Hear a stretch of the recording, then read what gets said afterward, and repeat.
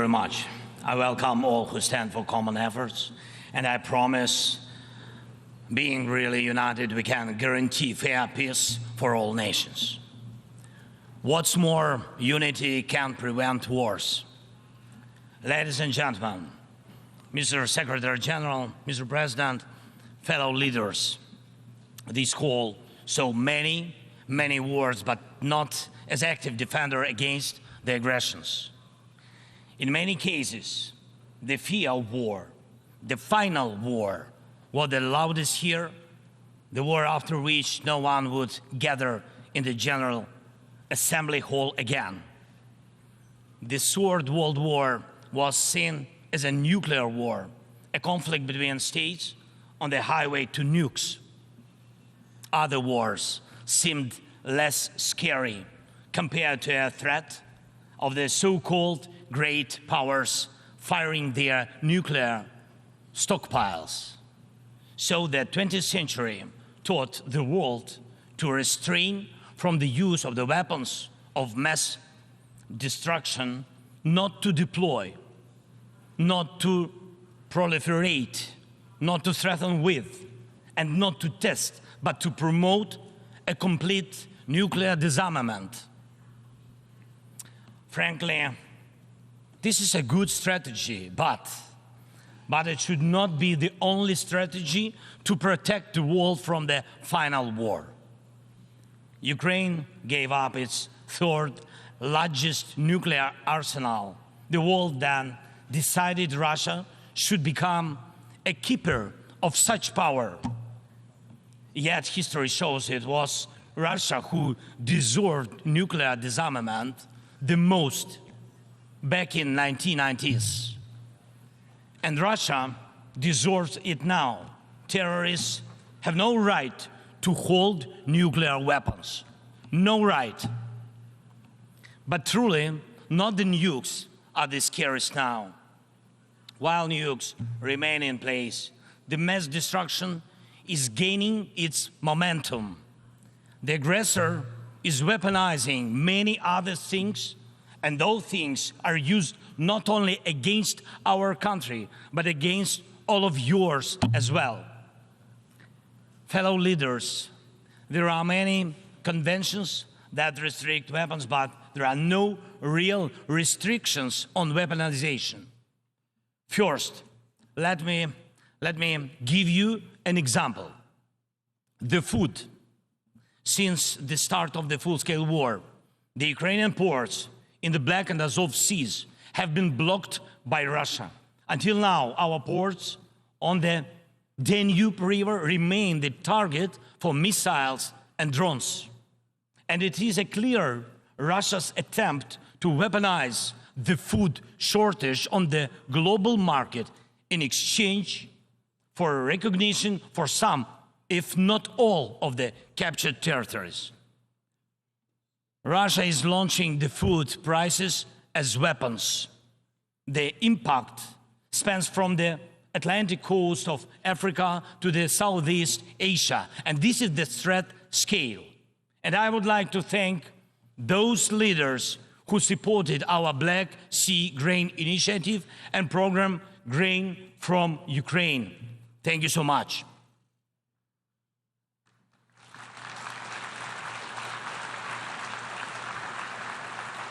United, we made weapons turn back into food again. More than 45 nations saw how important it is to make Ukrainian food products available on the market, from Algeria to Spain to Indonesia and China. And even now, when Russia has undermined the Black Sea Grain Initiative, we are working to ensure food stability, and I hope that many of you will join us in these efforts. We launched a temporary sea export corridor from our ports, and we are working hard to preserve the land routes for grain exports. And it is alarming to see how some in Europe, some our friends in Europe, play out solidarity in political theater, making thriller from the grain. and they may seem to play their own role, but in fact, they are helping set the stage to a Moscow actor. Second, weaponization of energy.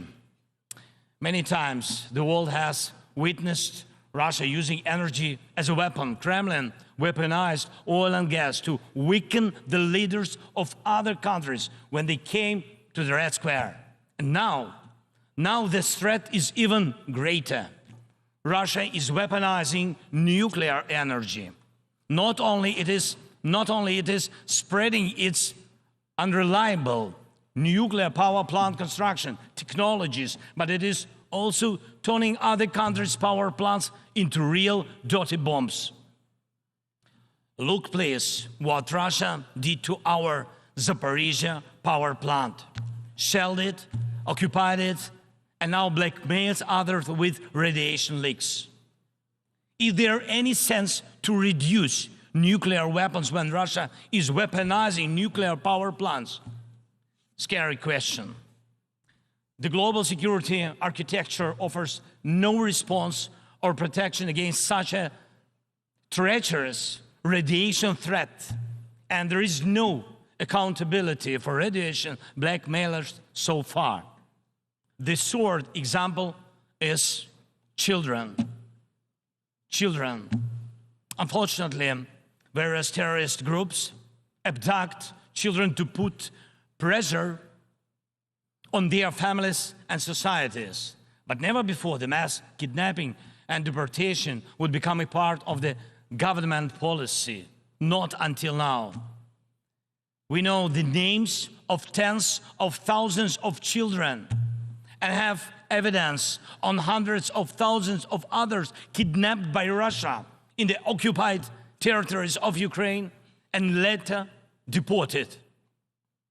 The International Criminal Court issued arrest warrant for Putin for this crime. And we are trying to get children back home. But time goes by. What will happen with them? What will happen to them? Those children in Russia are taught to hate Ukraine, and all ties with their families are broken. And this is clearly a genocide. When hatred is weaponized against one nation, it never stops there. Each decade, Russia starts a new war. Parts of Moldova and Georgia remain occupied. Russia turned Syria into ruins. And if not Russia, the chemical weapons would have never been used there in Syria. Russia has almost swallowed Belarus.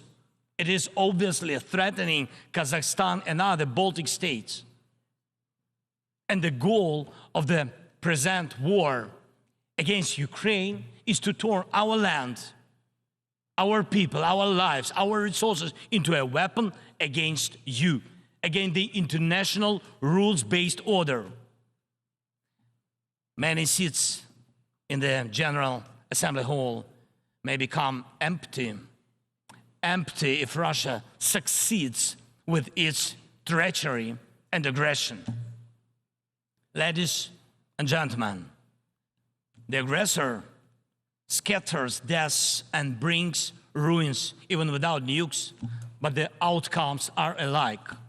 We see towns, we see villages in Ukraine wiped out by Russian artillery, leveled to the ground completely. We see the war of drones. We know the possible effects of spreading the war into the cyberspace. The artificial intelligence could be trained to combat well before it would learn to help the humanity. Thank God, people have not yet learned to use climate as a weapon. Even though humanity is failing on its climate policy objectives, this means that extreme weather will still impact the normal global life, and some evil state will also weaponize its outcomes. And when people in the streets of New York and other cities of the world went out on climate protest, We all have seen them. And when people in Morocco and Libya and other countries die as a result of natural disasters, and when islands and countries disappear underwater, and when tornadoes and deserts are spreading into new territories, and when all of this is happening, one unnatural disaster in Moscow decided to launch a big war and kill tens of thousands of people. We have to stop it.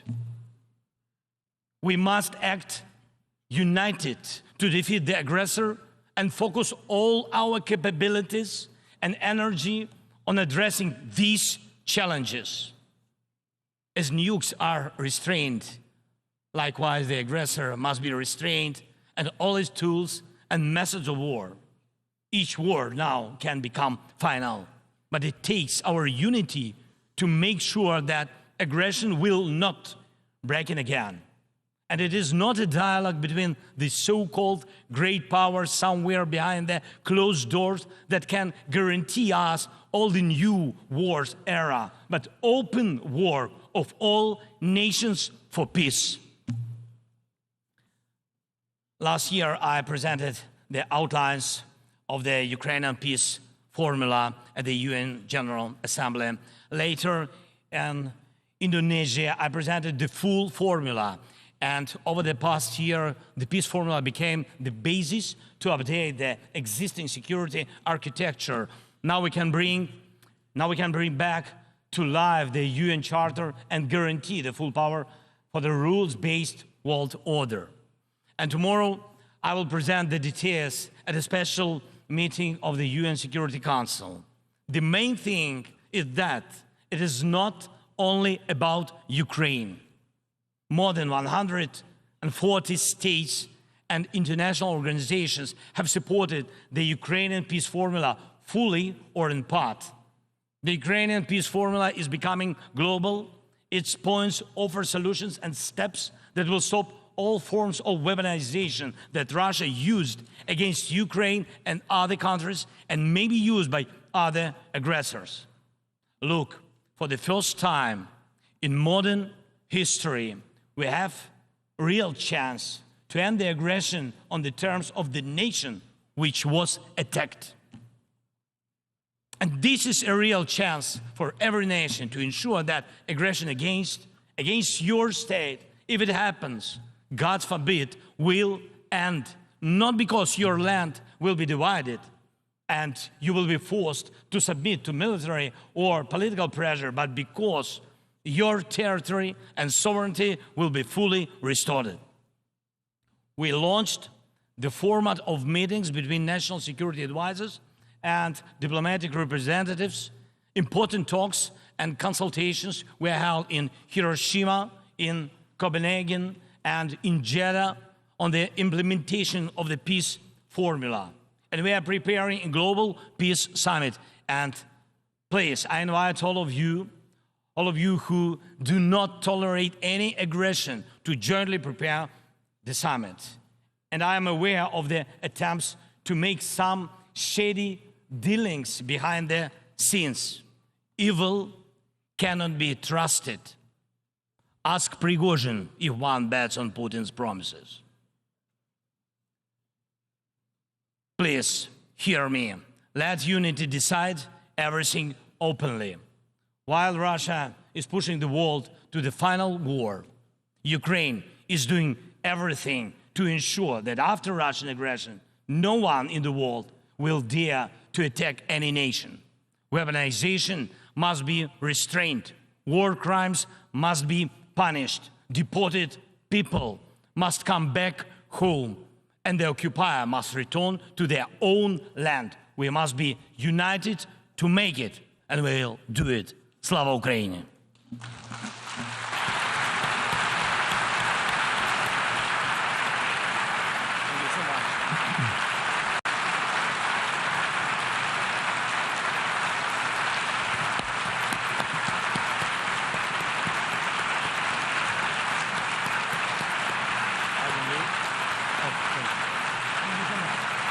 On behalf of the Assembly,